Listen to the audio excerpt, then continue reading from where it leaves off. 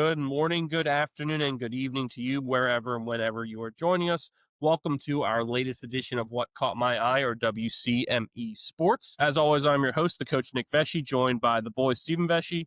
What up? And here, back from his honeymoon in the Dominican Republic without getting dysentery, is the man Stephen Comlo. I'm back, Deserves a baby. round of applause. Food Give was- yourself a round of applause. Food for was that. great. The drinks were flowing. What was the drink you had? Carajilos or whatever? Carajios? The Carajillos. It is a Carajillo. delicious take on an espresso martini. If you ever see Liquor 43 at a bar, order a Carajillo. Liquor? I hardly know her. Well, if you're new to our show, we like to think of ourselves as the sports show for sports fans about sports. We apologize for nothing. Absolutely way. nothing. The double champ Absolutely does what he nothing. wants. Yep. Make sure before we get into our top catch that you are following us on all of our socials. That's on X, Instagram, Facebook, Twitch, TikTok, Snapchat, and Threads at WCME_sports. Our episodes drop every Wednesday at noon on Spotify, YouTube, and iHeartRadio. And all that information can be found on our website, WCMEsports.com. Now, without further ado, we get into our top catch for this week. And we went with two of the best finishes, arguably the two best finishes from this Sunday's NFL action in week 3. As the Buccaneers win over the Jets and the Browns win over the Packers. I'll start in Tampa Bay, not Tampa Bay anymore, but Tampa Bay. His name is As the Tom, Bucs- and he plays for Tampa. Yes, thank you. As the Bucs attempted a field goal with less than 2 minutes left that would have most likely iced the game, the Jets' Will McDonald IV leaped over the line, blocked the kick, then picked it up, and then returned it 50 yards for a touchdown. Yes, he did all of those things, by the way. While wearing the best jersey in football. No, that was the That's for Jets. the Jets. That's it. Sorry. Yeah, go ahead. All right, so Will McDonald's The worst touchdown jersey.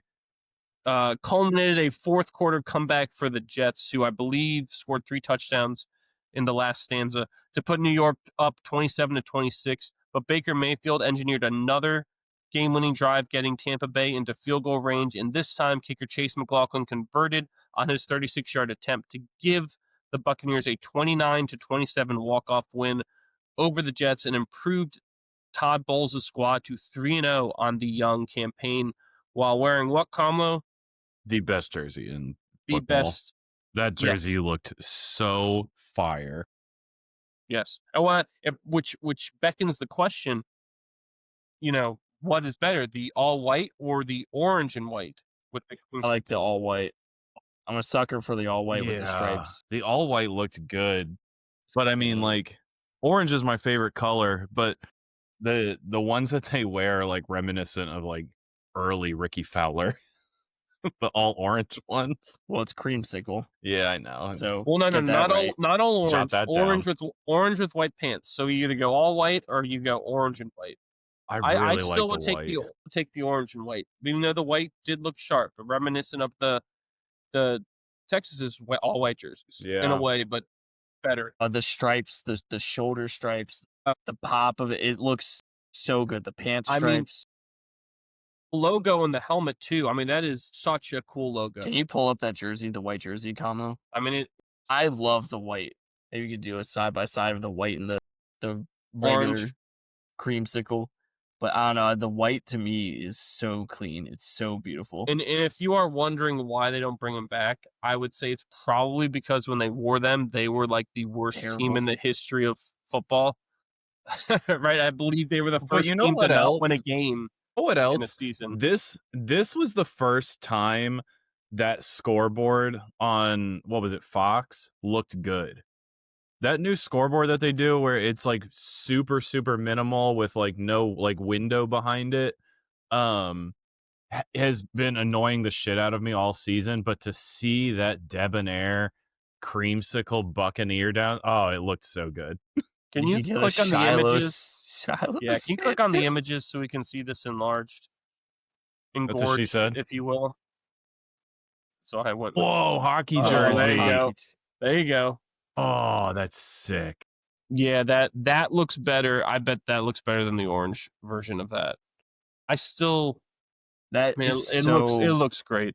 beautiful. I still will take the orange. You'll take the orange down there. I don't don't know. I like know. the white. I like the white. Oh, it's hard. Yeah, it's hard. Good. I mean, they're both all time. I don't really know that there's Yes. necessarily a better retro out there. There isn't. These are so good. It's it's just a shame that when they had those jerseys, they were so They bad, which is sucked. why I doubt they'll ever go back to them full time. See, it would be cool if, like, I don't But know. hey, fashion is cyclical. Yeah. I don't know. Part of me thinks I feel that way because I don't know. I feel like the home crowd would like the orange more than the white. I don't know. I feel like if I'm a Bucks fan, I would want to see the orange at home, and then like if I have to watch an away game on TV, I would want to see the white one on TV then. Yeah. If that But makes sense. it's a win either way. Yeah, It yeah. is what we call in tennis a slam dunk. Like, amazing. There you go. But John Dorian quote. yes, it is. Slam He doesn't say tennis. He does it. So we call In football terms, that's what we call in football terms a slam dunk. Yep. But again, not lost. Arguably, the bigger story than these sweet ass jerseys is Baker Mayfield and the Bucks.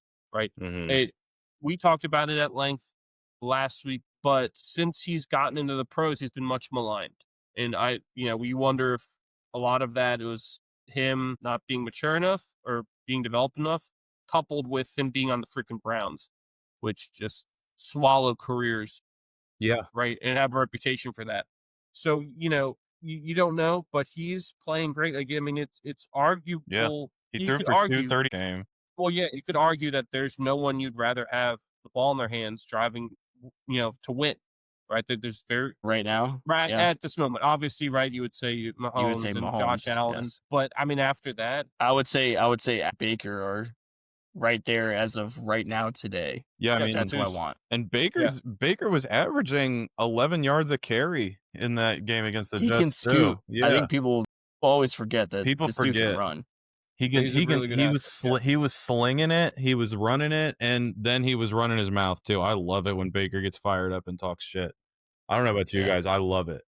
well, I mean, it's one of those things where that's just part of his game, and like if you were to take that away from him, you're going to diminish his effectiveness. Yeah, he needs It to could not talk shit. necessarily not Mhm. necessarily that it does something to the opponent, that it helps him. Yeah. Like some guys need that to help them internally. Like there's Yeah, a if I'm an weird opponent, I'm not saying psychological I'm not saying thing that happens. It's like how like NBA players used Agreed. to say like you don't talk to Jordan, don't talk to Kobe, don't give him anything. Well, in this case, it's don't let Baker talk to you. Well, no, No, you don't talk. You don't talk to him. So he The doesn't talk second to you say something to him, Yeah. he's gonna give it right back to Yeah, you. Now no, he's you're right. It's fired on up, that and now where he wants you to say something to him, and that's going to help him. if you keep him calm, like I feel like you win. A docile Baker is a good Baker. Yeah, but Give him an edge. I mean, good luck. Yeah. and he's someone he's playing with an edge right now. There's a lot of edge in Mhm. him.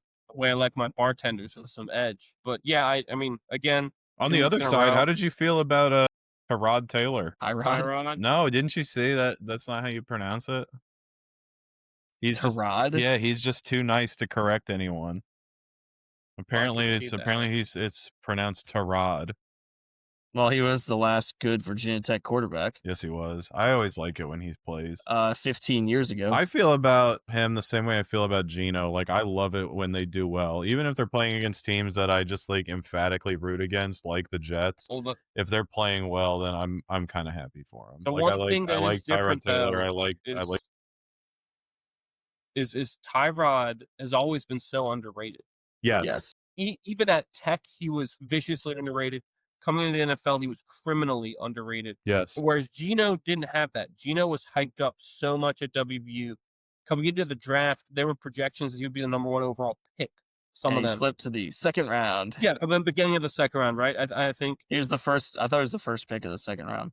right. And so he's always had that going for him, whereas Tyrod hasn't. And so the fact that Taylor's been able to carve out the career he's had and play for so long is a testament to actually how really freaking good he is. Yeah, I've always been annoyed that he never was like given the reins to a team for like 5 years. Mm-hmm. Right? He was always the spot starter, or let's put him in. He's your interim guy. He'll finish out the season. And then it's like, I think we in Buffalo didn't he, like take him to the playoffs at one point or something. He was the 39th overall pick. Gino? Yeah. No, I mean, people in Buffalo didn't like him because they thought he was too indecisive with the football. And then they wanted someone who would be like, basically they wanted Josh Allen, like the superstar. And that's why Tyrod's never gotten the pub, is because he's never going to be a superstar. Yeah. And we talked about before, that's the biggest thing that'll hold you back in the NFL, is that your physical limitations of you are never going to be able to physically be a superstar, which is kind of egregious because not everyone's a superstar, right? There's no team that's 53 men who are all superstars. So you need people who are great football players and great leaders. And that's what Tyrod Taylor is. And that's why he's been in the league so long, is that basically they weeded out all the other guys that weren't good enough, and he stood above them, and you can't get rid of him because he's that much better than the other people you try to bring in, even though he'll never be, superstar Patrick Mahomes, Josh Allen. But like you said, Boyd, you have him lead your team for 5 years, you're probably gonna go to the playoffs at least 4 of those years, and you're probably gonna win a game or 2 in the playoffs, right? Yeah. And again, He always had an itch. Because a lot of franchises would say, well, that's not enough. We need more. But if you're someone like the Cardinals, wouldn't you love to be in he always seemed to contention have every year? he always heard about him. Yes, Yeah. I agree. Excellent player. Excellent career for Tyrod. It's great to see him still playing out there. Mm-hmm. The other one is another game we want to get to is the Browns game, which is former employer of the aforementioned Baker Mayfield and Tyrod Taylor. By the way, they were on the Browns at the same time. A quarterback, and they were on the Browns at one point. Pretty much. But the Browns were taking on the Packers, right? The Packers, who arguably look at the best team in the NFL after the first 2 weeks. But they came into the dog pound. Right? Drink up. Yep. Stone cold it, right? After rookie running back Quinshon Judkins plowed into the end zone with 3 minutes left to tie the score at 10 for Cleveland, the Packers had set up a 43-yard field goal with 27 seconds remaining. However, kicker Brandon McManus was blocked off the edge by Denzel Ward and recovered by the Browns. This set up Andre Schmitz from... I have no idea. Where's Andre? Andre Schmidt's game-winning 55-yard field goal as time expired to give Cleveland the come from behind. To know where the kicker. Yes, the come from behind 13-10 win over Green Bay and deliver the biggest upset by point spread of the NFL season so far. What was the point spread? I thought it was like 7.5. That's crazy. The NFL is ridiculous. Yeah, NFL point spreads are always very low. Yeah, they're all super tight. 1.5, 2.5. Yeah, 3.5. Mm-hmm. 3.5 is always a big one. 4.5, 5.5, 6. No, I think it was like 7.5, which is big because that means you're winning. You're saying this team is so much better than that team that on average over X number of times they will win by multiple scores. Yes. Right. That's why that. And again, with a league like the NFL where talent is so deep, right? It's not like NCAA where Packers Alabama goes and plays the little sisters of the poor, and there's such a big talent disparity. You never have that in the NFL, even with the worst team going against the best team.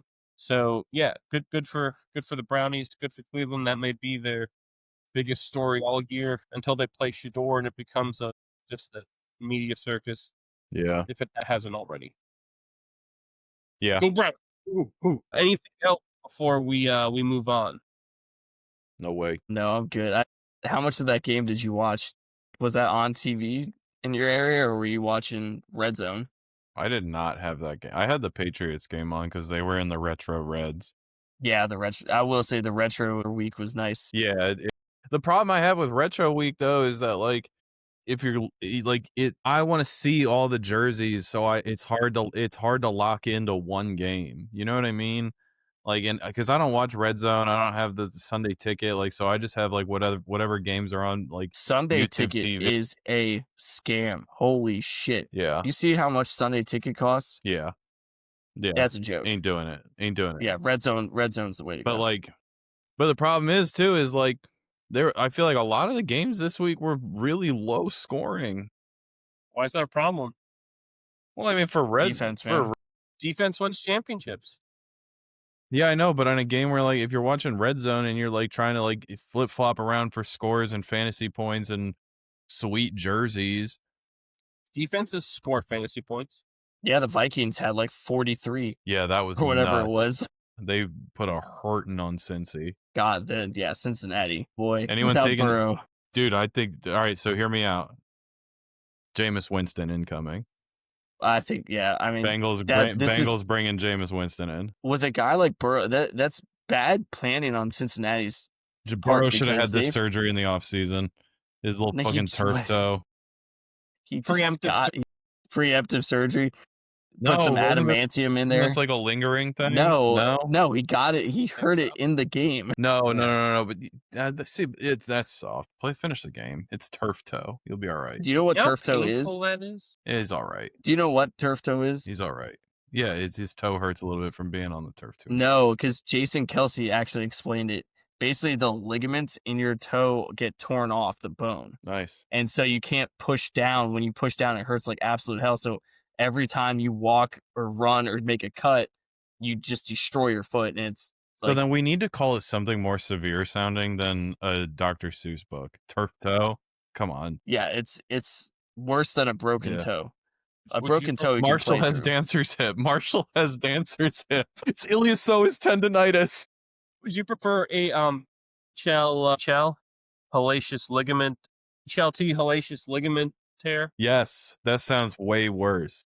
All right, start the movement. Joe Burrow has a HLT hellacious ligament tear. Yeah. But that's again bad planning on the Bungles part because Burrow's been hurt. When was the last time he completed a full season? The year that they went to the his rookie year championship. Yeah. No, the year they went to that AFC championship. He was what? That was his second year. Oh yeah, no, when he went to the Super Bowl too. Super Bowl, yeah. They lost to the Rams. You should have a Jameis Winston on your team. You should have a Tyrod on your team. Mm-hmm. Was it what? How did you pronounce it? Tyrod. Well, no. So here's what and unfortunately, this is like the trend. Yeah, if you don't take those guys on your team because you save the roster spots for these other guys you want to keep away from other teams, knowing that there'll always be a Jameis that you can just pick off the street. And so they'll keep a younger guy with more upside. And Jake Browning's not your younger guy with more upside, is then you sign like a Jameis, you bring him in, or Joe Flacco. They learn the playbook like that, and that roster spot you needed, well, you use it. You don't lose it because Joe Burrow's spot, because he'll be on like IR or whatever, doesn't count towards it. Wait, so no, Joe Burrow got anyone. last week. He didn't even show up. So they had a whole week to bring somebody in. What are we doing? Maybe they wanted to see what Browning could do in a full game. Yeah, because they did win that game the week before because of like Browning's performance. But then, by the way, Brian Flores is the best defense coordinator in the league. I don't think it's really close at this point. He's so good. Mm-hmm. I mean, when he gets in like below average quarterback, they feast. Yeah, that was. You should see them feast. They're like mantis. It's a delicate ecosystem. And but anyways, if this was an available thing, I could prop bet on Jameis Winston incoming because Jackson Dart just got Russell Wilson got benched. Jackson Dart just got the nod. Famous Jameis needs some screen time. I agree with that. Giants will get rid of him. You don't think they'll keep him in case like something happens and they go, "Oh, we don't want to put Russell back in. Let's try Jameis." No, I think Russ goes back in. Yeah, it'll be Russ. I think and plus, like, who's to say Cincy doesn't just like call him up and offer him something? You know what I mean? Like, well, they're on. Do you agree with the move to bench Russell Wilson? Got 3 games. I agree 2 with that? duds, 1 all-time. No, I would have waited for the Saints game. How do they play next? No, I think they play them in 2-3 weeks, something like that. Their schedule is really difficult.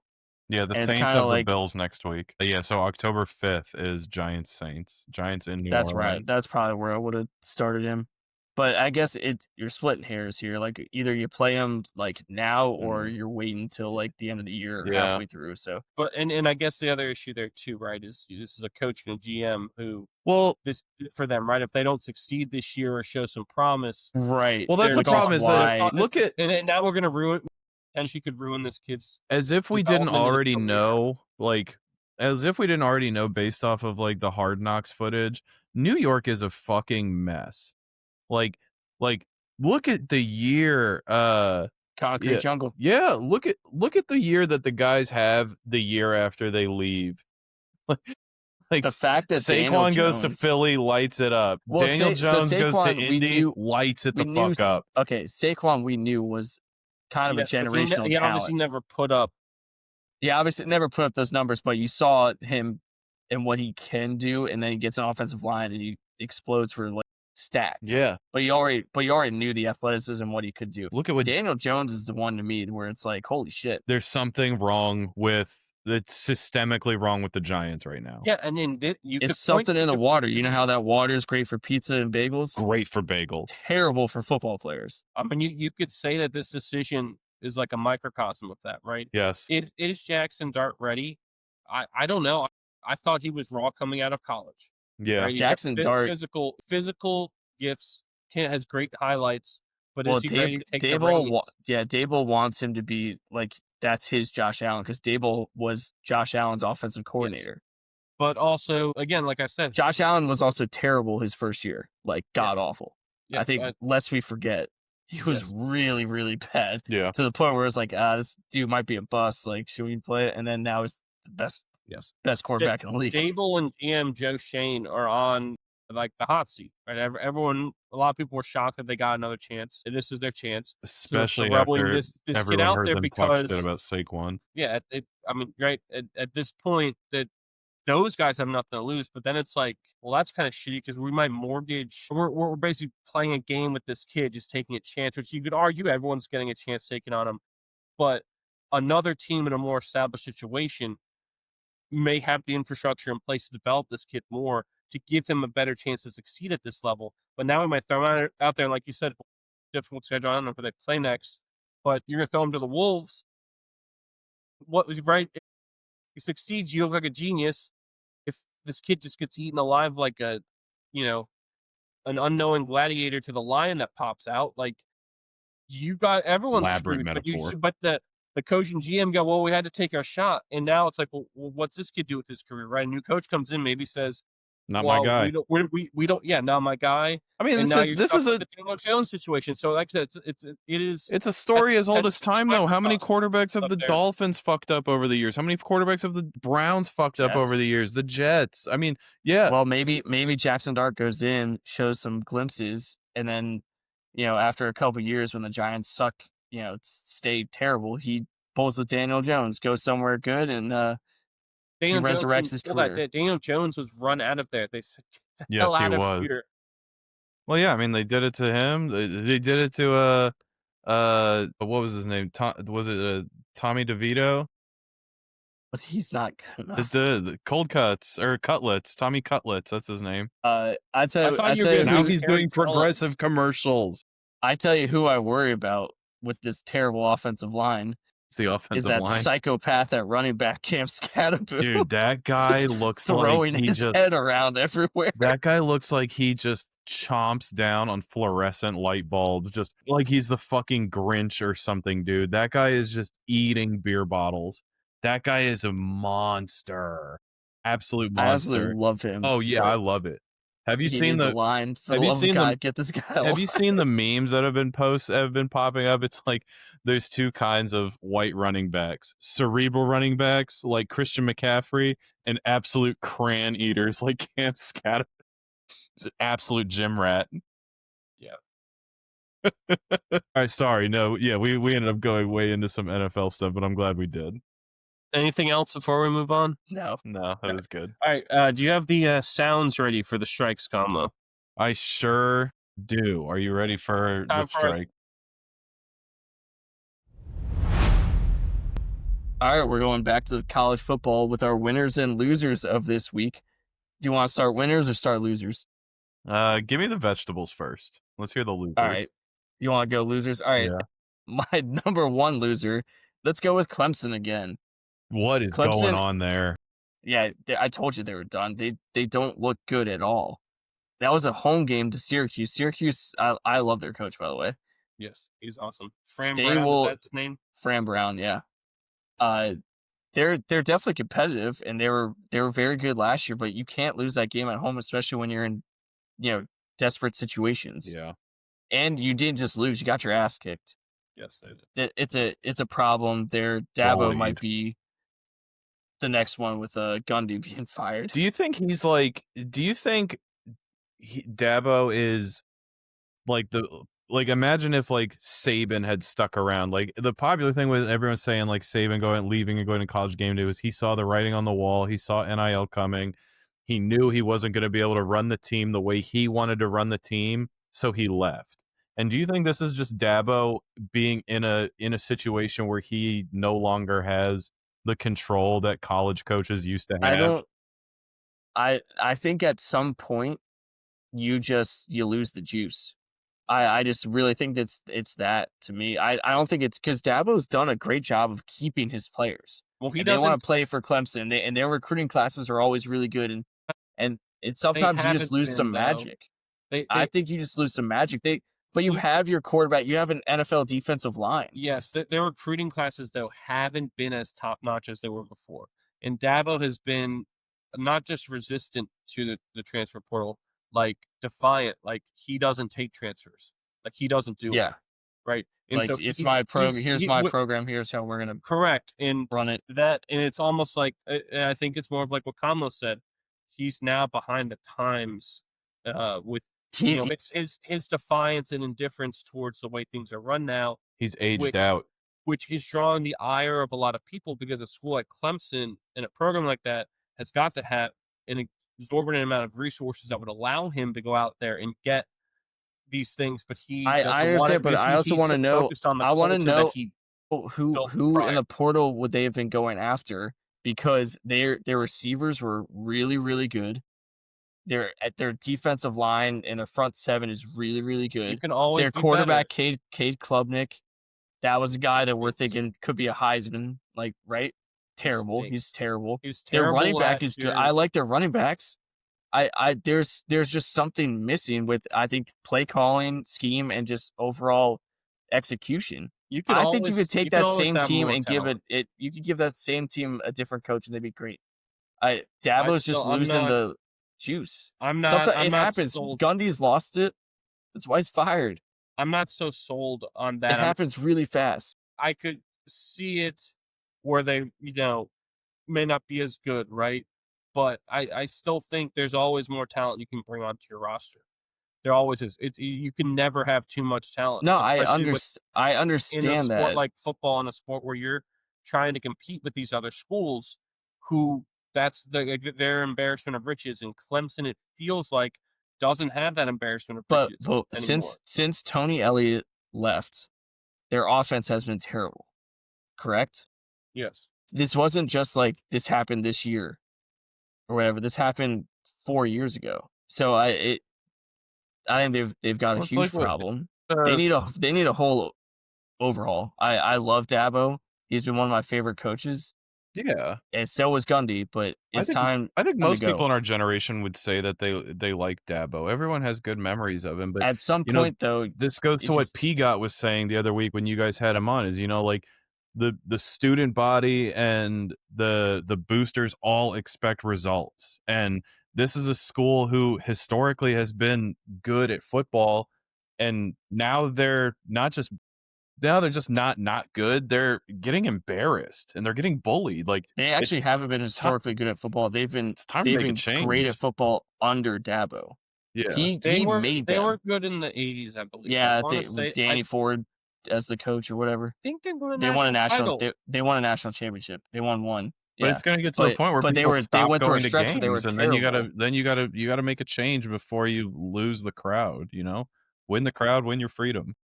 Yeah, Clemson, unless they somehow rip off a couple, they lose. Aurelius. I didn't know. I know. I'd say touch me on the shoulder once.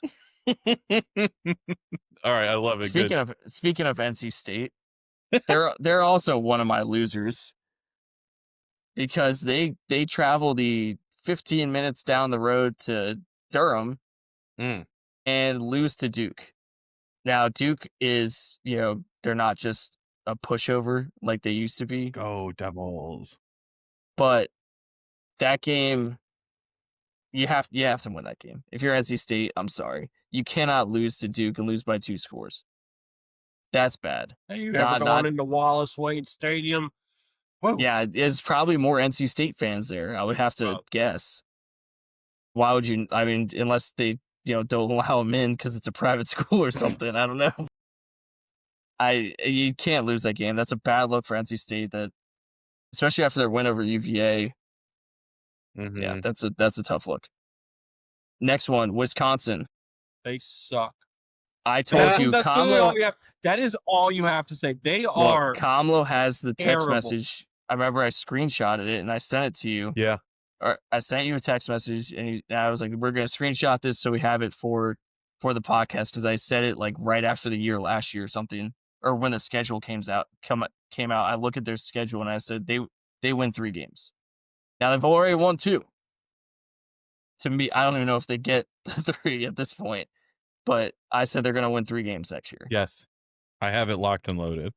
Yeah, you lose at home, 27-10 to Maryland. You suck. Maryland. Yeah. Moving on to the next one. A team that was one of my winners last week, because I said, wow, this is a really impressive win. They turn around and get their ass kicked. Cal. There you go. Cal loses 34-0 to San Diego State. After they just beat Minnesota. And we're thinking, okay, Cal, love their QB. This is a good story. This is Welcome fun. to the fucking show. Yep. San Diego State, the Aztecs come in and sweet ass helmets, by the way. Yeah, I love San Diego State's jerseys. And the last one, by the way, which Hall of Fame Marshall running Faulk. back? Thank you for the San Diego State. That should be San Diego State. Catch the first coach is Marshall Faulk. Yes, catch the coach, and then Kawhi for basketball. Why? Is that also Tony Gwynn? Yes. And Steven Strasburg? Yes. For baseball. Yep. San Diego. That's a pretty good list of distinguished That's really alumni. good. Founded by the Germans in 1804, they named it San Diego. Yes. Doesn't mean. And then my last one on this list. It may be odd to say this team's a loser because they only lost by 3 at home. But Nebraska. The reason why I say they're a loser, Michigan is a beatable team. That game was good. That was a good game. The game was good, but you have to win those games. You just can't stop the run. If you're gonna make the next step to being a legitimate, ranked program, like you said, boy, you got to start winning those games. Yeah, your defensive line got bullied. Yeah, they couldn't stop the run in that game. No, that's the only thing. Michigan could only run the ball. That's what Michigan does. What did Bryce Underwood have? Like 100 yards thrown or something like that? Yeah, you can't. That is a home game. It's a winnable game, and you have to win it. So that is the reason why I'm saying they're a loser. Because I do remember watching that, saying, "Man, the black shirts just." That can't even say that anymore. I mean, yeah, you probably could have known the last. What? Those holes were ridiculous. Dude, the Nebraska quarterback though, what is Rayola? Yeah, that's how you pronounce it? Impersonator. Dude, that guy was slinging that thing. He's really good. That was was a fucking performance, dude. He was the top 3 recruit. He was chucking that thing around. That was awesome. He went to Nebraska because his dad. His dad was an offensive lineman, right? Was a center, won the Remington at Nebraska. Oh, that's pretty cool. For the Lions, for over a decade in the NFL. So that's why he chose to go there. But that was a coup for Matt Rule in Nebraska. You're right, boy. If you are making the progress that you're supposed to as a program, that's a game you win. That's home game. Yeah. So that's it for my losers. Let's go to the winners. To the victor go the spoils. Yes. Mine. Let's start with the number 5 team on my list here. JMU over Liberty in the battle for Virginia. Woo! Smoked them. I watched a little bit of that game too. That's an important win. Your G5 teams, JMU, ODU, Memphis, USF. You got to be like you need every single win. That's a big win. I know JMU played a couple P4 schools. They honestly had that Louisville game, and they just too many self-inflicted wounds. But this is your first step. That was a big win for JMU. The next team, another G5 team, Memphis over Arkansas. Mm-hmm. Arkansas, a terrible loss there. Yeah. But Memphis gets the strip right at the end of the game to seal it. Huge win for Memphis. I believe they're actually the favorite in the G5 race to the CFP. The next one, Oklahoma, 24-17 over Auburn. Oklahoma. I did put this list down before we realized their QB now has to have surgery on his foot, and he's going to miss his thumb, right? Got HL. I think it was his thumb. And it's probably because he grafted his big toe onto his thumb. But he's out for I think at least 3 weeks. I don't know if he's going to be back for the Red River shootout. Mm. But Oklahoma over Auburn, that was a big win. Another one where you have to take care of business at home. I know, Kamala, you said you were watching that game and it was loud. Yes. Alice on the Prairie. Very, very loud. Like it was. Yeah. It was like you felt bad for the away team at some points because it was gnarly in there. And Auburn, I believe Auburn's fans were talking trash on social media because we played in louder. The Oklahoma fans basically said like it's gonna be loud. Like you have no idea what Oklahoma's like. Like it's gonna be loud, and they're like, we play in look at our stadium, look at all these other schools that we play in now. Oklahoma's up there with all of them. Yeah, I think the noise in that stadium, you could say like effectively contributed to like 3 straight delay of games and or false starts. It was wild. Auburn was struggling in there. And guess who Auburn's quarterback is? He was the Oklahoma QB. He was he was the QB for Oklahoma last year. Damn. Oh yeah. So they were definitely giving him the business. He's giving him the business. Yeah. My next team, Texas Tech, 34-10 over Utah. Yes. Nice. At a 10 a.m. local time kickoff, by the way, which is fucking criminal. Stupid. Yeah. Yeah. All for the sake of television, glorifying your own massive egos. Yeah, that literally is that just so people owning the television companies can rake in more millions of dollars. That is so ridiculous to have. Yeah, they play a lot of 11 a.m. games in the Big Ten. I know, right? I get it because of the noon time slot, and especially with Wisconsin sucking, they're not going to give them a 3:30 time anymore. Got to have a beer brought in the morning. 10 a.m. for a ranked matchup? Yeah, that's kind of crazy. The sun even made it over the mountains yet? Like, it's ridiculous. Either way, Texas Tech whooped their ass. Yeah. That was an 11 a.m. start from Texas Tech. Maybe that's why. That extra hour, I don't know. Well, good news for Utah. You get a 3:30 Eastern time start in Morgantown next week, so you should get a nice, easy win. Go Ears. But we beat Pitt. That's all. That might be the only game we win the rest of the season. It is. It's brutal. Yeah, I believe now. I'm surprised they weren't on the losers because of how horrific they were against Kansas. I mean, I turned it on. It was bad. It was early, so bad. Before it got out of hand, and I watched whatever your safety just obliterate Fred Perry. Yeah, he egregiously obliterate that's sliding quarterback. That is going to be on the tape of here's what not to do. This will get you a penalty. Yes. I watched it. I was like, throw his ass out. Like, that is so bad. His ass needs to be gone. Like, kick him out of this game immediately. Don't even review it. Like, it was that bad and that egregious. And I believe there was another targeting that happened when they were down like 34-3. I stopped watching at that point. I turned it back on. I was like, I wonder what this score is. 34-3. I was like, you guys suck. Like, what the hell was Stevie texted me. It was like, yeah, I'm watching the Mountaineers game. And I texted back, go Ears. And like 30 minutes later, he said, please don't turn this game on. And I said, for you, I won't. And then I Googled the score later and I was like, I kept my promise, but I looked up the score. What was the final score? I actually don't even know. 41-10. All right, so they scored a touchdown. They scored a touchdown. Yeah. What was the spread? Did they cover? No, the spread was 13.5 or 12. I think it might have been 12.5 is what it ended up. The final line was Damn, 12 so and a half. they didn't quite cover. Did not quite cover. Just missed it. The spread for this game is Utah 13.5.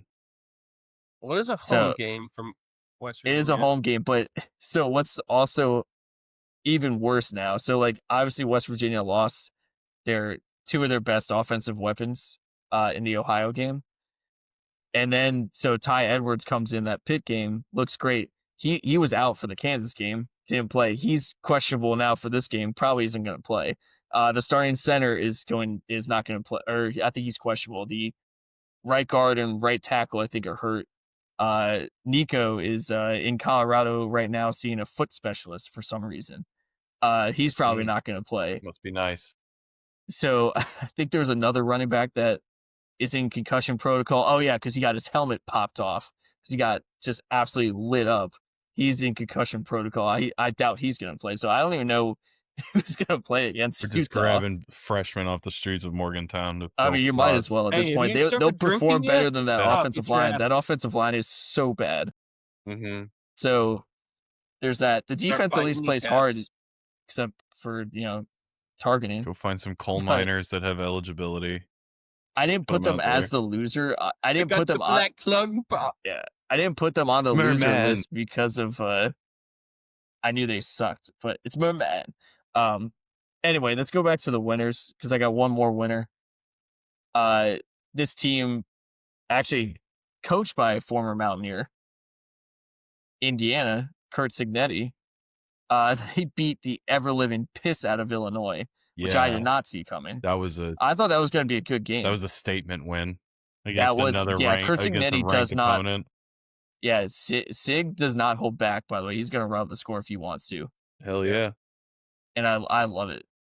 Well, I mean, hey, when style points matter and all this other bullshit, it goes to... And you've already handcuffed Indiana because of their brand name and that the conference you say is not as strong as the SEC, which is false. Every game is the Super Bowl. Exactly. We need to run this shit up and let people know.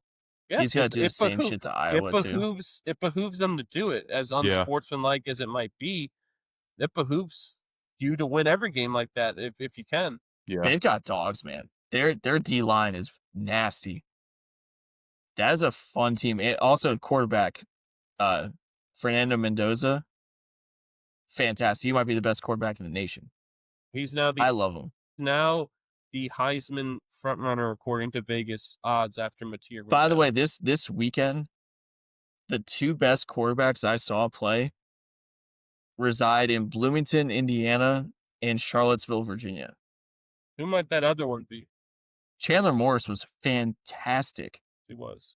And he's been incredible all year. I know they've played two ACC opponents with NC State and Stanford. Not, great opponents, but still got to put up the points. They have the fourth best offense in the nation right now. Now, Friday night comes Florida State. Big bad Florida State comes into town. This would be interesting to see what he does against them. Because all of a sudden things have to be a little quicker. I believe he's only been sacked once.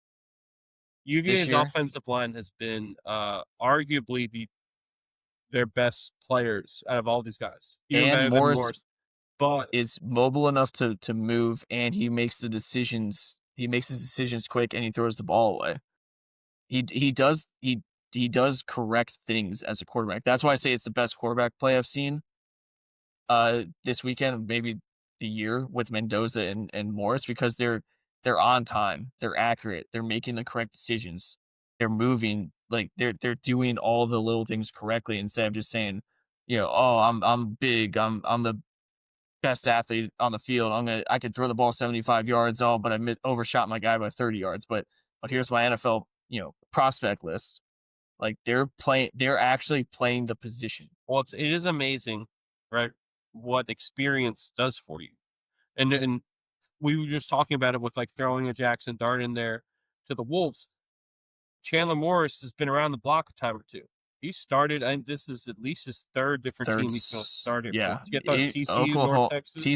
TCU, North Texas, and UVA is where he started. I think or has started Yes. started games. He That's a started lot. his career at Oklahoma. Yeah, that's a lot of experience. That's a lot of snaps. That's a lot of football, right? His numbers at North Texas were incredible. Yeah, no, I mean, but again, it goes back to that. But yet we expect DJ Lagway, who hadn't even started a full season ever, to come in and be that. And it's like that. That's not how things work. Yes, some people it happens, but you're not making a good bet. Like the odds aren't in your favor that that's going to work out. Right? There's not always Cam Newton's just sitting there where all his one season as a starter was that season with Auburn. Right? That doesn't happen a lot. That actually happens far less than a Mendoza or Morris succeeding, or a Curtis Rourke last year for Indiana. Right? Those guys want at this level, and you could even argue at the next level, wind up succeeding more when they have more reps. That was a knock on Mark Sanchez when he came out, was that he hadn't had enough reps. Well, I mean, look Big at time. Anthony Richardson. Yeah, right. But again, you could say, well, Josh Allen, didn't play that many games, but I think he had 2 years as a starter under his belt. He was fine. That Jordan Love is the one that. Yeah, that was another one that he didn't play as much, but yet Jordan Love is right. So you have these guys who succeed when that's a con against them. But as a whole, I mean, Zach Wilson's another one. But yeah, as a whole, we could rattle off probably more guys who have failed, who are in that boat of not as much experience, than guys who have succeeded. So that's why it's like, we shouldn't act as surprised when these experienced guys succeed and the inexperienced guys struggle. I think it's refreshing seeing quarterback play executed properly at the college level. Promising. I think that's what excited me about those two. I know you're not just 20 football running around. Exactly. Things are within the offense and they're on time, and it's why the offense is flowing. It's why the receivers are having great game. Trell. Yeah, 3 touchdowns. He had 3 touchdowns on 3 catches in the first quarter. He almost pulled a Randy. Yeah. When Randy Moss had that game, it was like 3 catches, 150 yards, 3 touchdowns. I think he had 3 catches, like 108 yards and 3 touchdowns. I think it was like 4 catches, like 120-some yards, 3 touchdowns. Yeah, it's crazy. Yeah, which is fun. But big storyline to look for going into that Florida State Friday night game, by the way. Yes, Friday night game. Scott Stadium in Charlottesville. Center Brady Wilson, who is a true, in my opinion, Remington. Well, he's on the Remington watch, but true top 10 Remington, even higher. Like, he's that good as a center. He, in my opinion, their best offensive lineman. He is day-to-day with what they're calling, I think, a calf strain. If he doesn't play, that's a problem. Look out. Yeah. Literally that one person, that one position, because it's so crucial. A team like UVA, who offensive line-wise and a lot of other positions, they brought in a lot of talent, but they don't have the depth. Because the guys that they brought in after he got hurt, so they moved the right guard to center, and the people at right guard might as well been us. I mean, going to block the wrong guy, olaying people. You looked at the line and all 4 of the guys would plow people, and then there's one guy like this, and bam, there goes the running back. It's like that you can't happen. And that was against ever. Stanford. Yes, that can never Imagine happen. what Florida State's going to do. Yes, exactly. So if Brady Wilson doesn't play, that could be the death knell for the Who's in that opportunity. Yeah, the crowd noise won't be an issue for Florida State. Carruthers, may I have some more Chardonnay? Wahoo wah. 'Tis a lovely night for sporting events, wouldn't you say? Yes, shallow and pedantic. Yeah, I agree. Shallow and pedantic. Jesus Christ. All right, boy. What else? That's all that was my list. There you go. Good. Great list. Go Hoosiers. What is your says sticky surprise from Comlo? Comlo sticky surprise. Nick wrote that all on his own. All right, strike 2. Allegedly. All right, so you guys being former baseball players at varying levels and appreciators of the game, you guys might have seen this, but I saw on social media, we're going to go to college baseball here for a second. So Tim Corbin Vanderbilt's head coach for baseball, was kind of like making waves on social media because there were pictures of players at practice without like wearing jerseys and uniforms and stuff, but didn't have the school logo on them. And I guess someone had the idea to stick a mic in Tim Corbin's face and ask him, "What's up with this? Like, why do some players have the Vanderbilt logo on them? Why do some players not?" And he said, "The players that don't have it haven't earned the right to wear that logo." So That's why he's won national so championships. I started combing through comments and looking at stuff. John Boy reposted it on their Instagram, and it seems like the community is divided into two categories, right? Side one is people either love it, they think everything is earned, not given, despite how good you are. It doesn't matter. You have to earn it. Okay. I get it. Very Rudy Tim Corbin here, right? You have to earn the right to be wearing the uniform. Okay. The other side of it, like, what the fuck do you mean? Of course they earned it. They've been recruited, signed, and with NIL they're getting paid now. So I want to get a little Absolutely the fuck I want to not. get a temperature check. What do we think about this? You have to earn it. This man wins national championships. You get recruited and put on scholarship. That doesn't mean you earned the right to play at Vanderbilt.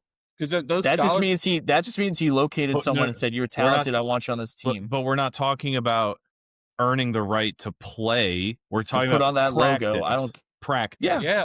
This is how he runs his program. Okay. This is how he runs his program. If he decides, like, I mean, not every coach, he might be the only coach that does this, but that's how he does it. And he's probably looking at his team and seeing like he hasn't won a national championship in a couple of years, right? Yeah. Maybe they're getting a little complacent. I need to get these guys going. If they really want to be great, they're going to want to be coached hard. I saw this and my gut reaction was, I love it. I love it. Especially like we talk a lot about like the college side of sports, and we talk about how like the landscape is shifting, and we've alluded to and sometimes even just outright have said, I've certainly said outside of this podcast, that there have been times where it feels like at the professional level of sports in America where it feels like the quality of play has deteriorated. And it's because some like the farm system for a lot of the pros, without like talking about like hockey, is because the college is the farm system, right? And so to like if you like the entitlement transfers from college to the pros. I mean, look at I think Johnny Manziel is probably the biggest example of that. Yeah, I think Johnny Manziel is it's like that's the one that jumps to the forefront. Is, you know, he was able to skate by and do whatever he wanted in college. Then he goes to the Browns and it's more of the same. He gets to do whatever the fuck he wants there. And then after he bombs out and flames out, it comes out, well, he didn't know the X's and O's and he wasn't being held accountable in team meetings as a result of it. And so I love the idea of just because you're here doesn't mean you're special.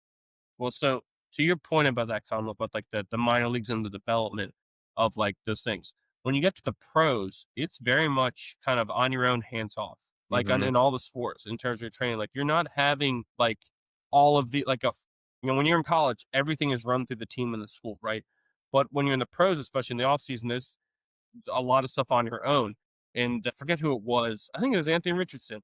They asked him about it. He was like, "Oh, it's so much easier in the pros." It's like, yeah. Then he takes himself out of the game because he's tired. If you, and that's well, it goes to your Exactly. point of like it's he thinks it's easier because he's actually not doing as much work as he was in college, even if you remember whatever work he was doing, because it's more hands off. And so because that's your minor league system, that's not developing that character trait of I have to do all this and like knowing how to do that work on your own. Like that's a skill. It's like knowing how to study for a test. Like you don't just innately know that. Someone has to teach you those skills and how to prep and study for a test. But too many of these kids are coming out and being expected to perform at this high level where it's so hands off, and the kids don't have that skill of that work. Yes. And for some of them, it takes that type A personality.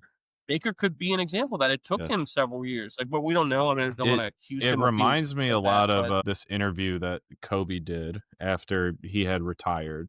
And, you know, someone asked him, like, I can't remember what talk show or what interview he was doing or podcast, whatever, but he went on to say, they asked him about his like Mamba mentality and where that comes from. And he said, well, like it starts off the court. He said, like a typical routine for anyone that's playing in the NBA is, you're going to wake up, you're going to have breakfast, you're going to go to morning training, then you're going to break, rest, relax, eat lunch, come back and do it again, and then dinner, and you're done. And he goes, I was able to, catapult myself up in front of everybody by starting my day before breakfast.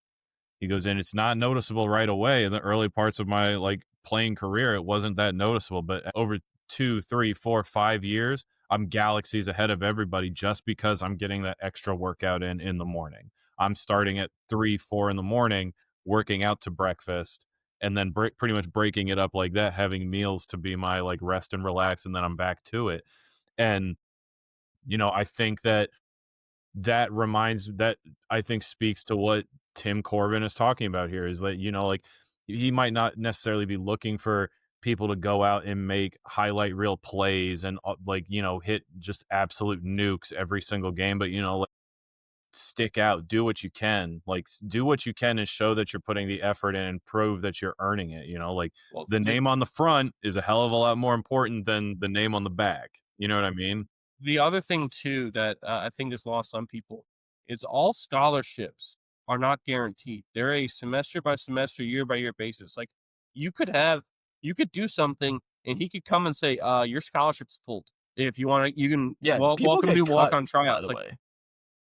that's a real thing that I think a lot of people don't realize. Scholarship players get cut. It's not that just because you've been offered it and you're going to school at that time for it. There's no guarantee that that next semester you're on the team with the scholarship. They can at any point, like it's not a guaranteed contract. At any point they can pull it and kick you off. So I think that is one thing that probably is contributing to. It's almost like misinformation, contributing to some of those comments of what they earning. You gave them a scholarship.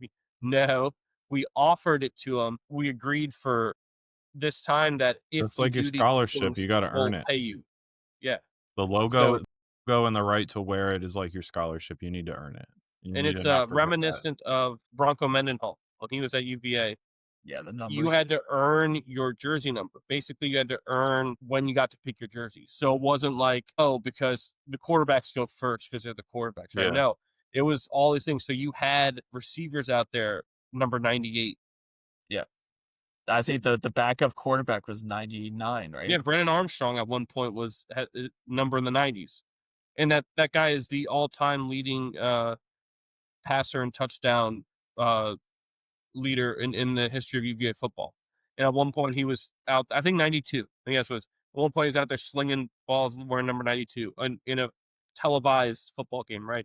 And so that was his point, is that you have to earn all of these things. Nothing, get rid of the entitlement. Nothing given, everything earned. And then I think also what is lost is that works for certain people, right? Someone who is resistant to that and can't see the merit behind it is not going to succeed on your team. And so it's almost like a way of, you know, weeding out those people that, hey, this isn't for you, right? And doesn't necessarily mean that person's weak. I mean, you could argue that it is, but it doesn't, right? It's not for everyone. And so it's almost kind of a way of making sure that everyone who's a part of your program is your people. Like it fits you. You have good people in that locker room. And I think I heard Peyton and Eli talked about it with Dan Campbell. I think Peyton talked about it with Tony Dungy when he was on the Colts. Tony Dungy only brought in people to their roster that he knew would fit in with the locker room and what they wanted. And that's what Dan Campbell's doing with the Lions. That's what Belichick, I'm sure, did with the Patriots. He only brought in people that worked in that system. So even though someone go, well, that guy's not as good as him, it doesn't matter if in the video game their overall rating is different.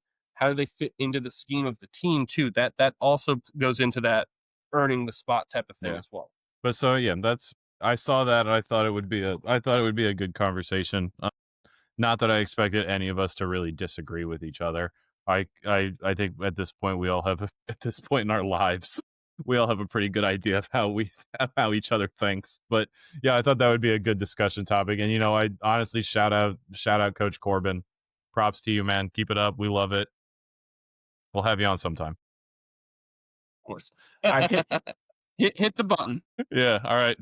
Punch him out, Nick.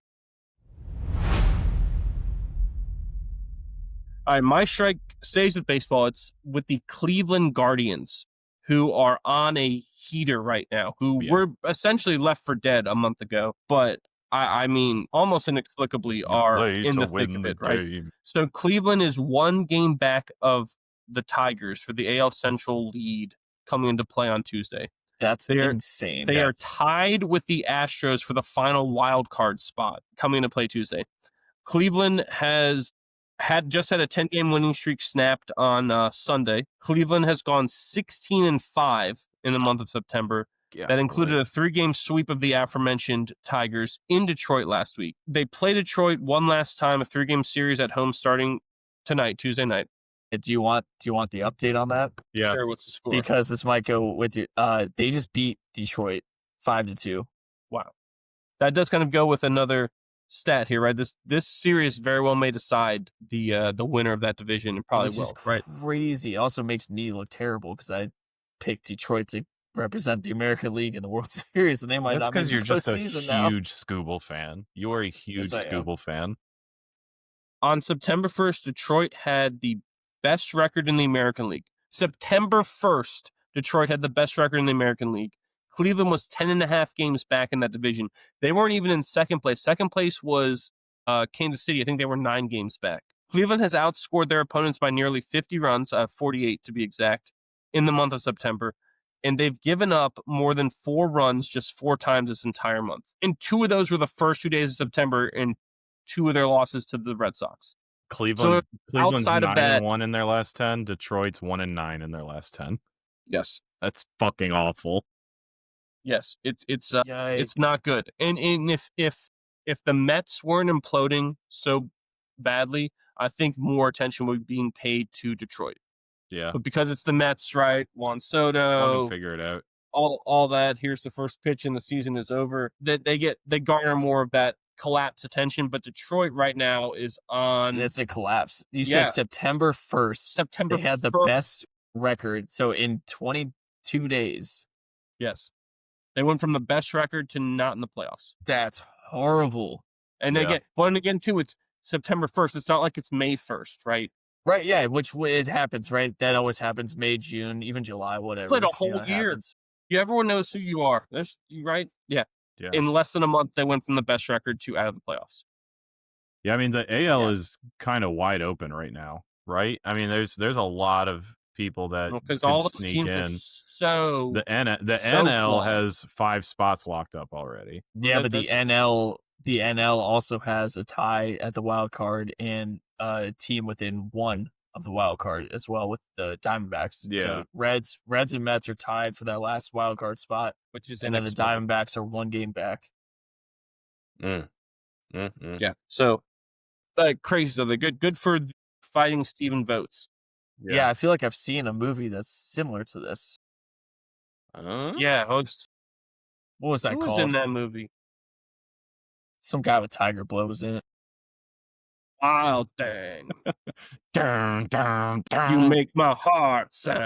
Strike this motherfucker out. Movie. That's not wrong movie. I know. We're talking David Justice. We're talking baseball. David Justice came out and said. David Justice came out and said everything in Moneyball is ridiculously fake. No, it's so accurate. That movie. It's a top 5 baseball movie. Okay. It's a top 5 baseball movie. Hey, Conley, got another strike for me? I think I just saw the catcher drop we just had a foul tip here, or what do we got? Oh. Here we go. No, Matt Wieters dropped 3rd strike. Or whatever. Wieters didn't do that. Wieters didn't do that. Whatever happened to him? Is he out of the league? Yeah, he's done. He left the O's and went to the Nats. Yeah, and the Cardinals at one point. Mm-hmm. In the soccer or football realm, we go to the Premier League here for a bonus catch. Chelsea at Manchester United in Old Trafford, rivals. It's kind of like a Yankees-Red Sox type of rivalry there. Then same thing with Man U and Liverpool. Basically, all 3 of those teams hate each other. But In rainy, sloppy conditions, Chelsea goalkeeper Robert Sanchez was shown straight red for his ugly challenge on Brian Mbuemo just outside the box in the 5th minute. 5th minute, by the way, Kamlo. Your goalkeeper is sent off. I don't know if you saw the challenge. It was as egregious as that West Virginia hit. It was like you saw, like, get this guy's ass out of here. This is so ridiculous. Like, straight up, like, kick him off towards karate chop, kick him at full speed. Suspended. I gotta play. Yeah, no. So Sanchez gets sent off 5 minutes into the game. Less than 10 minutes later, United's Bruno Fernandes scored to give Man U a 1-0 lead. And after Casemiro scored a controversial, potentially offside, it's hard to tell. It's weird. They've always ragged on VAR. I think he's offside if you were to pause it. But then there's some angle where it's like, oh, his hand. They take the offside thing way too extreme. Like my big toe being over that line does not give me an advantage. Like, can we? Someone explain the offside. How is that offsides? No, I'm serious. See, explain offsides. Explain it to me. Make no sense. Right. But Casemiro scores in the 37th minute to put the Red Devils up 2-0. But then he inexplicably just takes down a Chelsea player as they're advancing when he has numbers defensively in the back. Well, that was his second yellow. Yeah. So what happens, boy, when you get 2 yellows? Believe you get kicked out of the game. You get a red, and you're sent off. He ripped that dude to the ground, too. Yes. He grabbed him 2 hands by the shoulders from behind and yanked his ass down. Why? So what are you stupid. doing? And he's a veteran, too. Casemiro is a veteran of the league. And he's like, what? And you look around like, what? No, jabroni. Yeah. That's the right call by the official. I'm sorry. He straight up tackled the guy when you're on a yellow. Like you said, Kamlo, he should know better. Well, yes. And again, that was like literally the dying seconds before he was about to blow the halftime whistle, too. Yeah, it was like 5 minutes into added time. Yeah. And so go to the second half. Both teams are down to 10 men. You got a backup goalie in net for Chelsea. Yes. It's like, what is going on here? This is just pigs running around in slop at this point. Well, Chelsea was on the front foot that whole second half. Mother was a mother. Because they're a better squad at this point, right? Yeah. And they were able to break through with Chalobah's 80-minute tally, but they couldn't complete the comeback as the Blues fell short 2-1 at Old Trafford. Chelsea haven't won at Old Trafford against United since May of 2013. It's a tough place to go play, dude. Isn't that? I mean, in perspective, right? You only play each other twice the whole year, once at home, once away, right? So that means 12 straight times they've lost, but that's also a lot of times to lose 12 in a row. Yeah. That's a rivalry that like is just old as time. I remember like when we were kids coming up, those were the two teams. It was like they were just trading titles back and forth year after year. They were always going against each other in the FA Cup, always going against each other for the Community Shield. Like that's an old school matchup there. But yeah, I mean, when it's in Old Trafford, you gotta bet Man United find a way, even though they've just been awful the last couple of years. I mean, have you seen the challenge by the keeper yet? No, it's almost haven't. hilarious. I straight up just takes this guy out, and it's like not even trying to hide anything. But I mean, just clobbers this dude outside the box too. Like, almost like what are you doing? It was on that level of, craziness. Find it. But I wanted to bring up this matchup because teaser here, the W's. You see it now? Wait, hold on. Can you share it? Are we allowed to show it? Yeah, I'm gonna mute it. On. It's a short, so it's like a stitched video because they have Sir Alex Ferguson's immediate reaction. This is wild. Let me bring it up. What are you doing? You talk about jabroni. No, on full screen is not the play here. All right, lock in, boys. How? Yes. And if you see the other angle, he straight up leg whips him right in the left. At this point, the ball is already behind him. And he just comes in flying like he's like Superman. How? Wow. And he just gets no ball at all either. Just Sir Alex knows. Send his ass out. Yeah, Sir Alex knows that right away. That's a vet right there. 5th minute too. What jabroni of jabronis. But I wanted to bring this up because our WCME soccer podcast, hosted by the King or El Rey, Darius Samuel, should be getting on the ground soon. He was on Twitch the other night, for those of you who are watching or following, talking about, not on our Twitch. We have to add him. Forgot we were talking about that, how to add people to our Twitch, but talking about the game. So be on the lookout for that. That should be coming out shortly in the coming weeks. Anything else before we move on to our favorites? Give it up for Darius. Yes. Thanks. Where's the buzzer? Buzz him off the stage. Me and Cleveland competing for the last clap. That's going to take us to our favorites, brought to you as always by One Legacy Title and Escrow in Jacksonville, Florida. Visit them at onelegacyflorida.com and follow them on Instagram at onelegacyflorida to see how they can help you with your next house closing.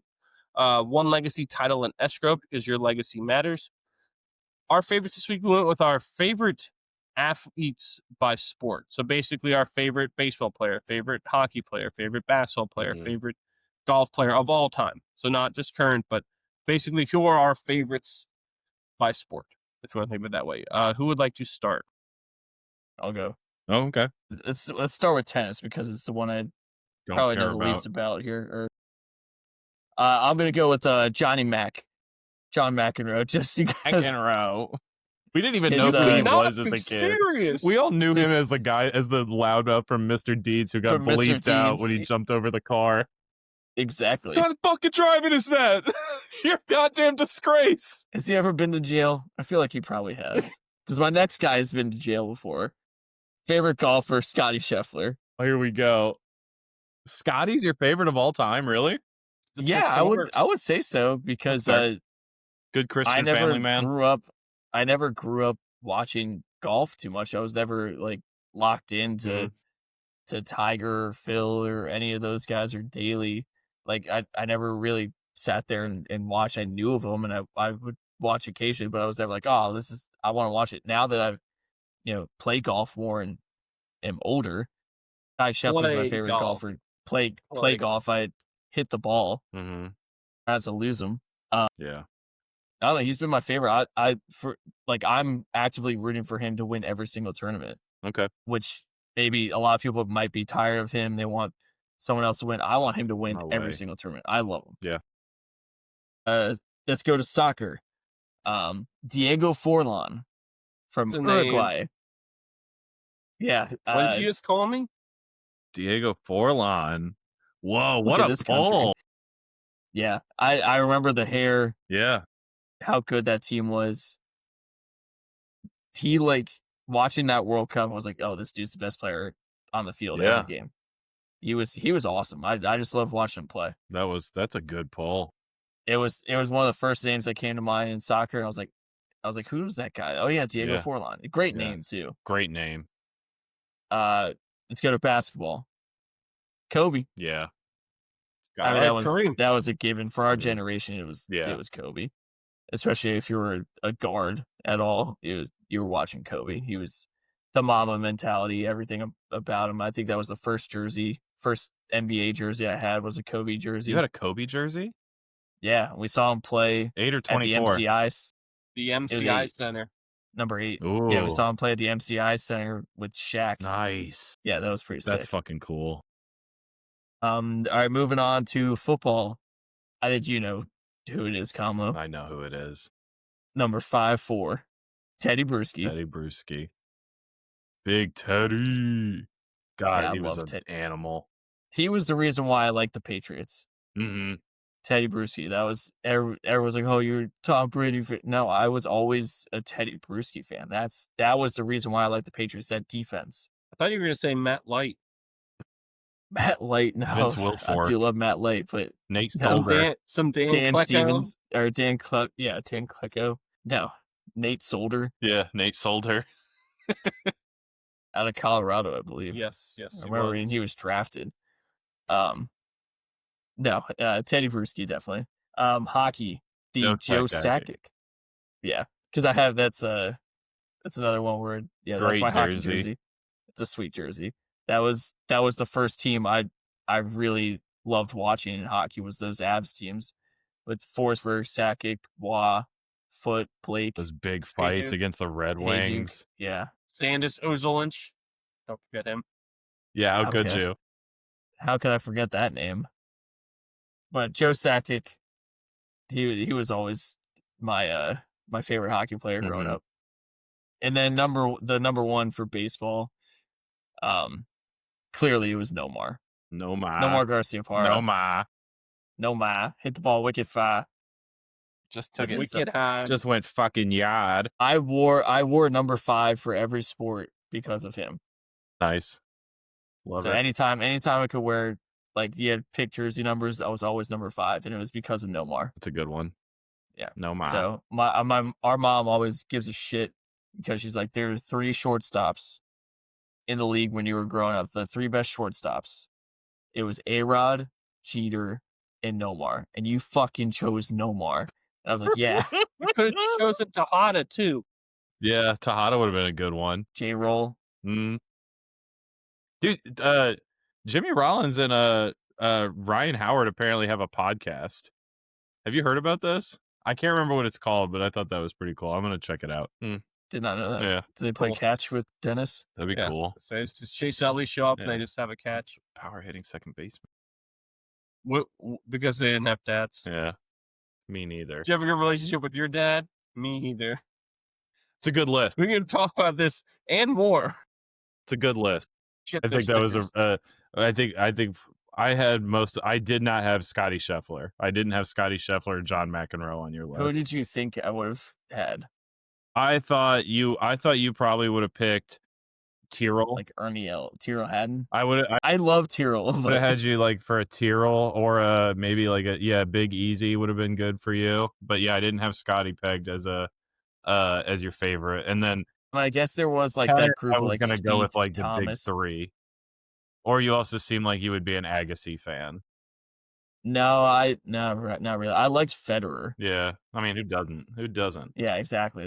But Johnny Mac was just it's kind of just like legend stories and just like watching the highlights of him just throwing a shit fit Yeah, Yes. and then him and Mr. Deeds.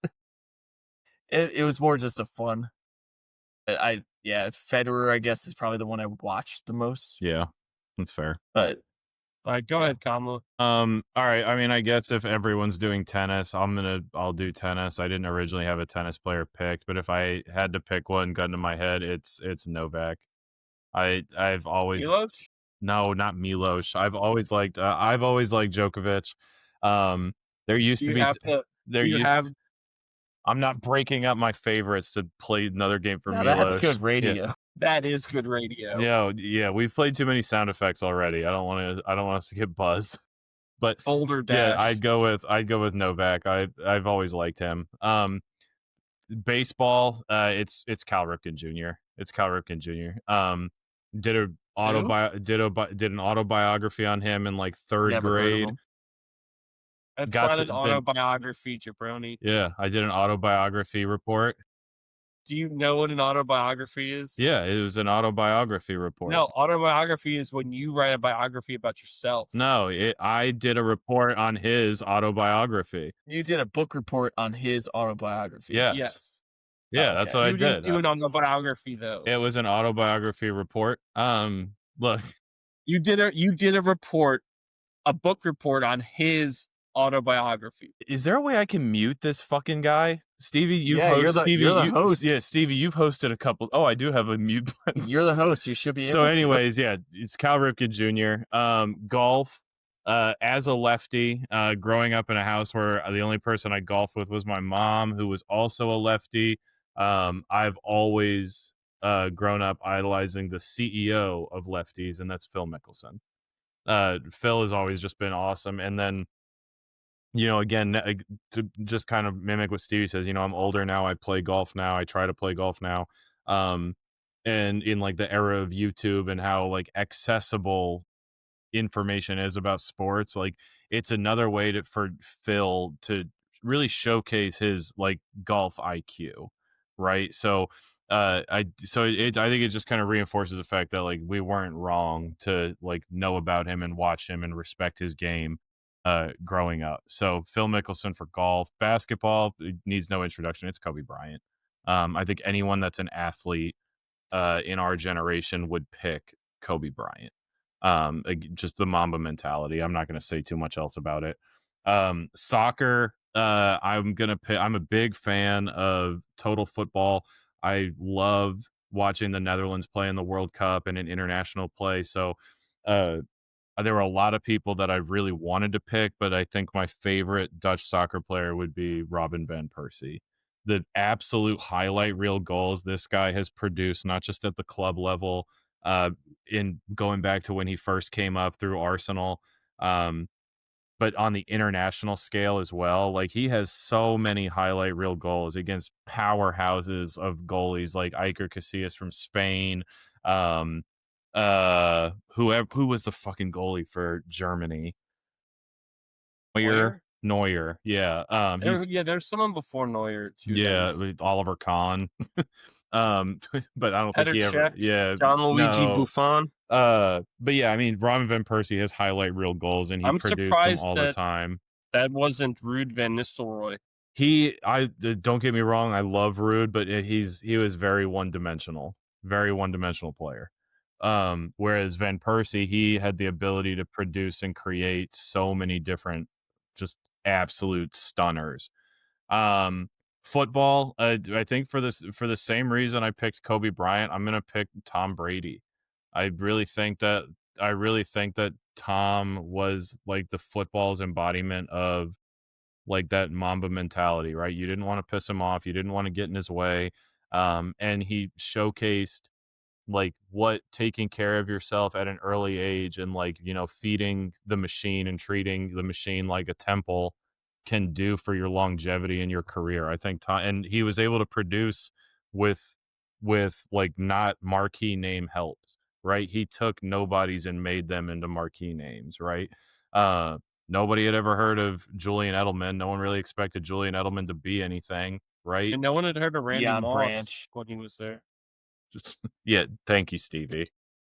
Deion Branch, Troy Brown or Tim Brown, No, Troy Brown, Wes Welker, Mm-hmm.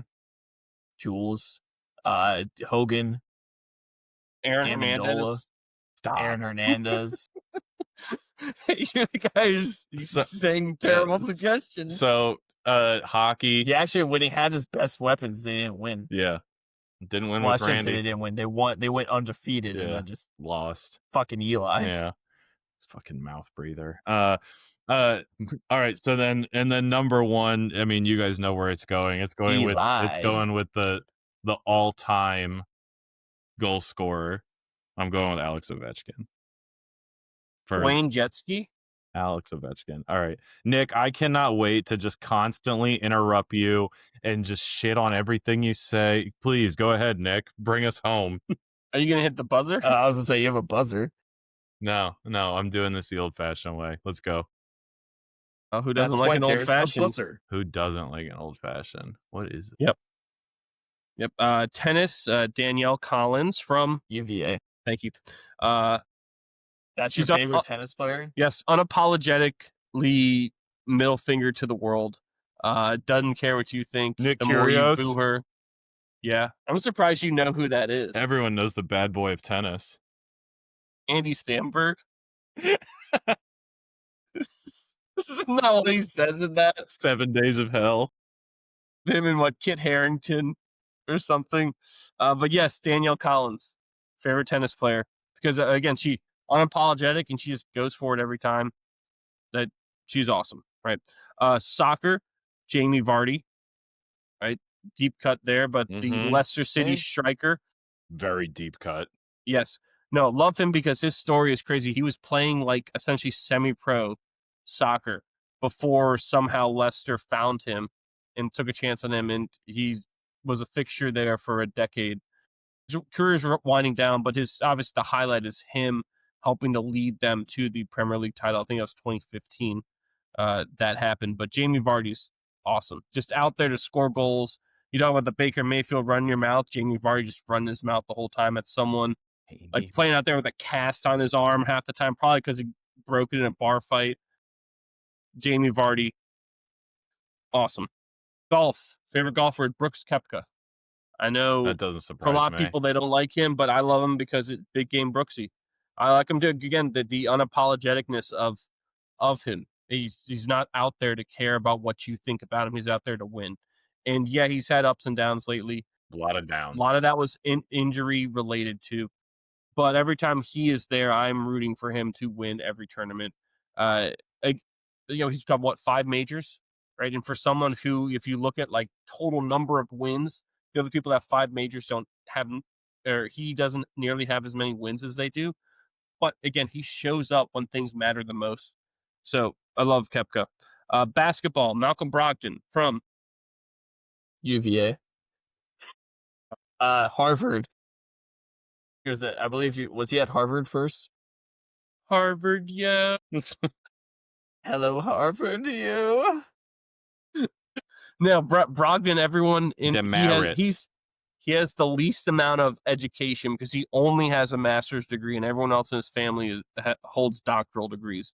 But he, I believe, was and still is the only player ever to win ACC Offensive and Defensive Player in the Year in the same year. Is he really? He's the only player ever to do that? I don't know if someone did it after he left, but at the time, no one else had ever done that before.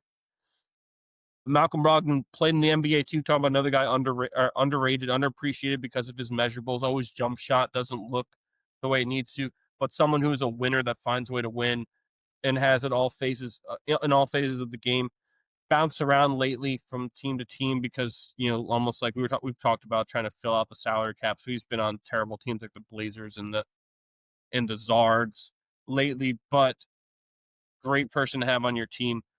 Has had such a long NBA career. He's also, I think, one of 2 or 3 players ever to win Rookie of the Year and Sixth Man of the Year. Not in the same season, but like ever. I want to say one of the other people was Mike Miller. From What a pull. SMU. I know his kids at Creighton. Correct. He did not go to Creighton. No. He went to a school that is almost the opposite of Creighton. BYU. That's the wrong opposite. No, the opposite of Creighton. Give me a East Coast or West? East Coast. Why do I want to say something like a Rutgers? No, Florida. Florida. He went to Florida. Oh, he was Florida. Okay, that makes sense. Yeah. So yeah, Malcolm Brogdon, massively underrated. Hockey, my favorite player, Henrik Lundqvist. It shouldn't be surprised. Yeah, I knew that. I thought you were going to say better. King Henrik. Patrick Law? Yeah. Marty Brodeur? Darius Kasparaitis. Yeah, you fucking disease. No, Henrik Lundqvist, he played Cujo?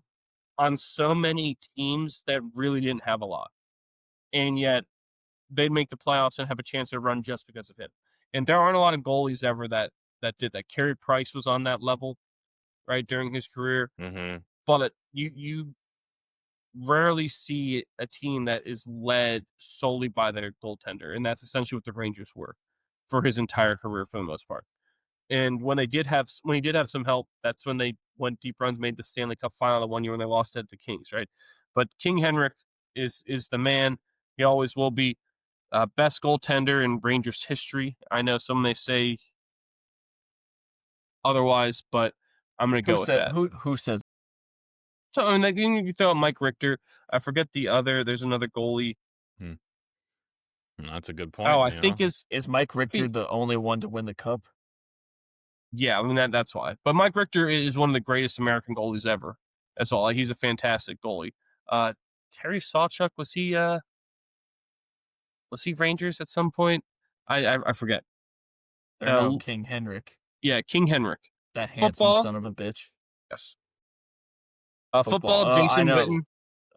Yeah, I saw. Who are you going to say? Joe Thomas? No, Jason Witten. I saw Jason Witten coming a mile away. Jason Witten is pretty much the only reason I'm still a Cowboys fan. If it weren't for him, I would have jumped ship a while ago, and I don't know who the hell I'd be a fan of. When does that probably another team that. When does that allegiance expire? Probably You said Jason Witten's the only reason you're still a Cowboys fan. Well, when does that expire? Nick's 'Cause also he's a been gone for a Yankees while. and Cowboys fan, which is just hilarious to me. Yeah. Well, I He mean, makes fun of us for being Patriots fans. my teams This haven't won. jackass was a Yankees and My teams Cowboys haven't fan. won dick in Slap a Duke sticker on there. I generations. mean, Jesus. Boy, my teams haven't won anything. No, I mean, when we were growing up, I would have said I was an Avalanche fan, but I just, wound up switching to the Rangers, and that's what I've been. The Cowboys were kind of in that same boat. Right? I was always going to be a Yankees fan, but the Cowboys were in that boat where I loved Emmett Smith. And after he retired and left, which was fairly early in our childhoods, I flirted with the idea of not being a Cowboys fan because, it's not like it's a family thing where obviously we come from Giants fans. But because of Jason Witten, I decided to stick it out and have stayed a Cowboys fan as puzzling as that decision is turning out to be. I would say you could argue he's the greatest tight end ever. Probably other people ahead of him, like maybe Gronk. But when you talk about tight end and what comes in that position where you have to be proficient at blocking and receiving, you could argue there's no one better at that than Witten. He was a tremendous blocker. It's one of the reasons he was able to stick around so long. An incredible blocker, had arguably the best hands ever, never dropped a pass. And all you need to know about him is that one play, I think it was Sunday Night Football, where his helmet gets ripped off. And instead of going out of bounds, he runs for another 15 or so yards and tries to truck a dude with no helmet on against, I believe, it was the Eagles, right?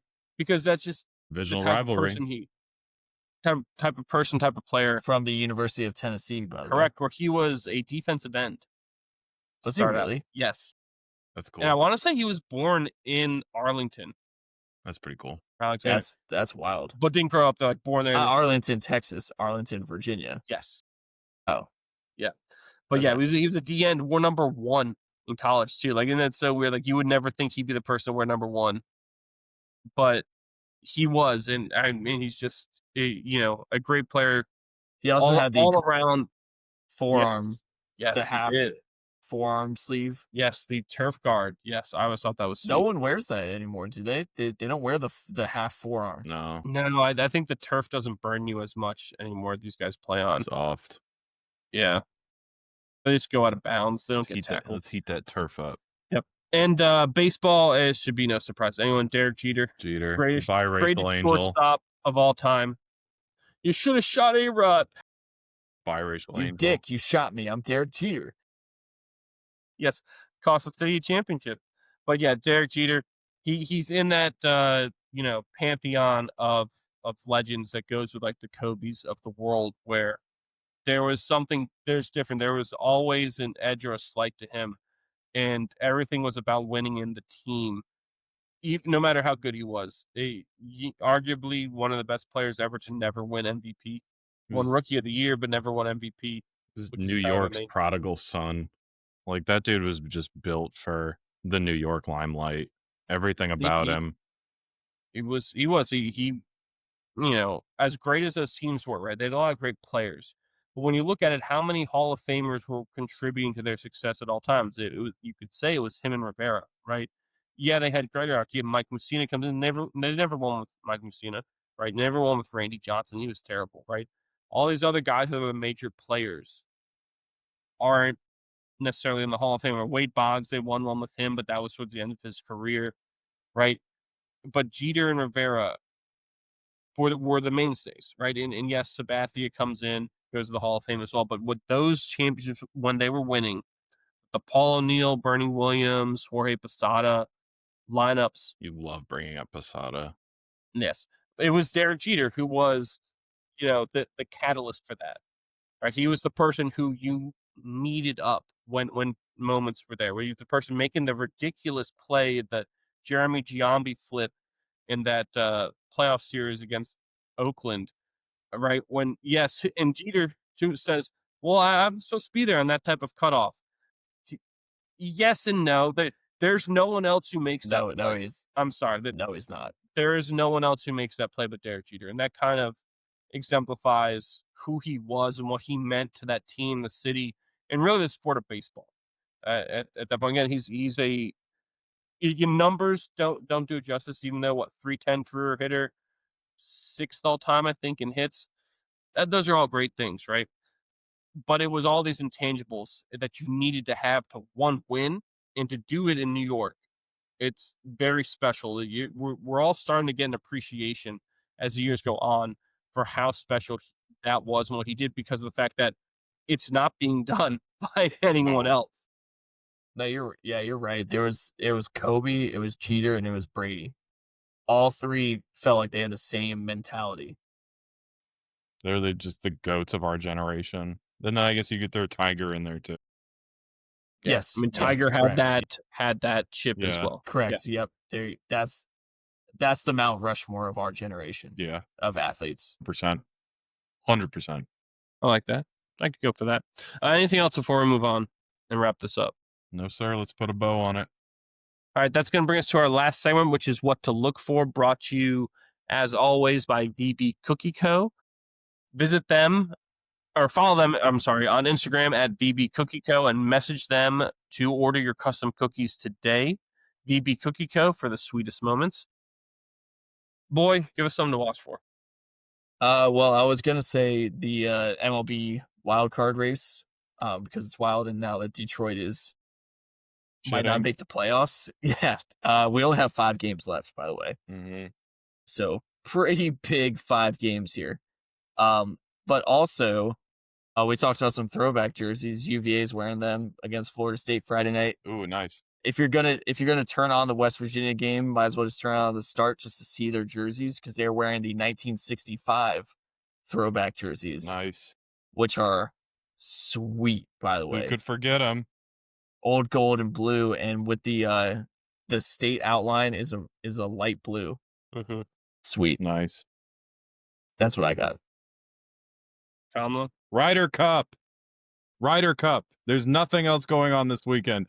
Fuck UVA. Fuck college football. Fuck the NFL. It's Ryder Cup, baby. Let's go. Ryder Cup is here. USA.